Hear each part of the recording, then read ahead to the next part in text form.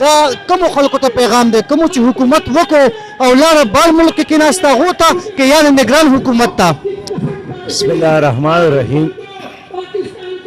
دلته د 1200 جماعتونو اتحاد او د پی ټی آی په سربراهي کې او بیا د 14 جماعتونو اتحاد او د مولانا فضل الرحمن صاحب د شهباز شریف او د زرداری په قیادت کې نو د 15 جماعتونو مشترکه حکومت وکړو 15 کاله او د هغې نتیجه ګرانی، بېروزګاري، بدامني او د ملک او د قوم او د پاکستان د تباهۍ په صورت کې راووته. اوس دا ټول خلک مایوسۍ طرف ته روان دي. ټینشن دی، ډپریشن دی، فرسټریشن دی، خلک خودکشیانې کوي، د وطن نه تښتي. دا نوی نسل ما دې لپاره را جمع کړی دی چې نه د تیښتې ضرورت شته، نه د ځان وژنې ضرورت شته.